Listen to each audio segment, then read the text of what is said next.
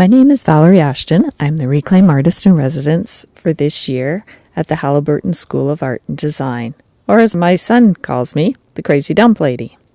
During this 8-week residency, I worked with the school and the local landfill to use art to show the effect of the landfill on the environment. I first found out about this residency when I was in the Studio Process Advancement program here at Haliburton School of Art and Design. I'd applied to SPA because I felt my art needed something, but what that something was, I wasn't sure. Fortunately, I found what I was looking for in SPA. Well, in this 14-week program, I began to change what I was doing with my art. I'm normally a painter, pastel, acrylic, and mixed media. SPA forced me to rethink how I worked. During the SPA program, I began using less traditional material, used coffee filters, tea bags, beer cans, and beer caps. I had often used coffee filters as part of my mixed media works, but never thought to use just coffee filters as the art. I made a 6-foot-tall coffee filter curtain, a beer can quilt, and a beer cap wall hanging. While in SPA, I also began making what I called my rolled landscapes. These are monoprints that I make directly on different surfaces, the ground, the floor, or a piece of wood, using acrylic and a rolling pin. These prints intrigued me so much, I even took my paper, paint, and rolling pin with me on my vacation to Portugal. During my time in SPA, I got to know last year's Reclaim resident, Rosemary Vanderbregen. She took me on a couple of field trips to the landfill. I was not impressed.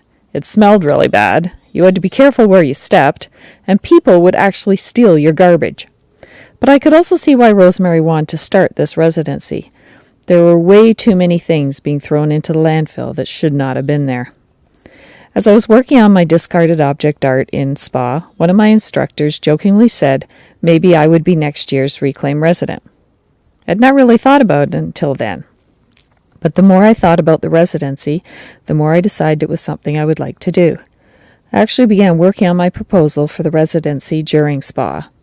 Fortunately, I did get accepted as the resident for this year. I know most people would not be excited about spending 8 weeks of their summer at a landfill, especially this summer, which turned out to be the hottest on record, although I had no idea what I was going to do other than my rolled landscapes. That first day at the landfill, I was struck by the view of the huge hill made of garbage and the beautiful Haliburton forest directly behind it. I knew then that I somehow needed to combine the two. As part of my proposal, I had wanted people to give me objects that they were going to throw into the landfill. I would then use it in my art. I would introduce myself to people at the landfill and tell them what I was doing, but getting them to give me garbage for art was tough. Not that they didn't want to, but they couldn't understand that I didn't want traditional art material. They would say, "There's a lot of metal in the bin," or "there is lots of wood," but that isn't what I wanted. One woman did give me 2 cupboard doors. Then one man said he wished I could do something with the water bottles that people throw into the landfill instead of recycling. So I picked up some, and then some more. I ended up picking up about 300. I did not take any from recycling. I then decided I would make a tree. It actually turned out to be harder than I thought. Turns out the plastic water bottles don't accept glue well. I thought I could melt them together. Turns out that doesn't work either. After a long discussion with Brian at the hardware store on how to glue plastic bottles, we finally decided clear silicone might work. And it does. So I made my tree out of the bottles. I also made a water bottle quilt. I've also made a turtle and a creature out of hamster balls, wire, a spoon, and a spatula, as well as several collages, all from the landfill. It has been fun trying to make art out of garbage, deciding how to make it work, how to make something good out of what other people felt was useless. I've also been working on my rolled landscapes. I take my paper, paint, and rolling pin, as well as a PVC pipe I found in the landfill, and I go into the landfill where people are throwing their household, very smelly garbage, and make my prints. One of the questions I always get asked is, have you found anything really good? Actually, I think that's the official landfill greeting. I'm assuming they don't mean my plastic bottles. I found a labyrinth, which I really like, but nothing worth much, although I've been told stories from people I meet. One man told me he found a new flat-screen TV, which he obviously took. When he went back to see if the remote was there, he realized there was a pile of men's stuff, clothes, personal items, etc. Someone had really upset their partner.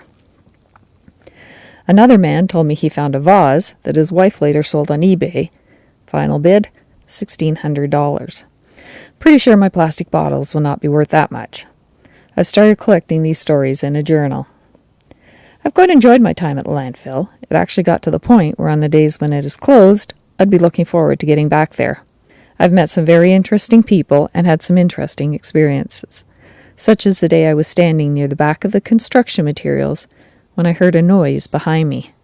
I turned around, and there was a bear. Fortunately, I scared him as much as he scared me.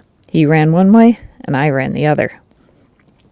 Another time I was climbing on some construction garbage when I heard a voice from under my feet. It said, "We should get back to work." I jumped, then realized I'd stepped on a kid's toy. I figure I must have really been slacking off if the garbage is telling me I need to get back to work. And when I titled my proposal Giving Garbage a Voice, I didn't really expect it to actually have a voice. I did try to find the toy, but I couldn't, although it did talk to me again later. But I've also had my eyes open to the waste. I'm amazed at what people throw out. Unbroken dishes, a canoe, toys, lots of toys, furniture. One man told me he knew a woman who furnished her house with landfill finds that she refinishes. Well, he himself heats his house all winter only with wood he finds at the landfill. Someone must have redone their kitchen, but when they decided to do it, they went in and said, everything goes. If it was in the kitchen, it went. Cupboards, the broom, even a nice wooden coffee jar with the beans still in it. I've found several DVDs that work. I'm not sure why these things go into the landfill instead of someplace like the local thrift warehouse. But it is not just that there's perfectly usable stuff going into the landfill, but also waste from our society. Styrofoam, lots and lots of styrofoam, and plastic, bags, bottles, DVD cases, lawn chairs. I'm not sure what the solution is for these things, but it is an eye-opener to see the piles and piles of waste being sent every day to the landfill. This residency has been an incredible experience for me. I know when I leave here, I will be continuing using discarded objects in my art. I already have several ideas for my next projects. My time here has been both fun and educational. I'll be taking home many valuable experiences, as well as about 100 plastic bottles.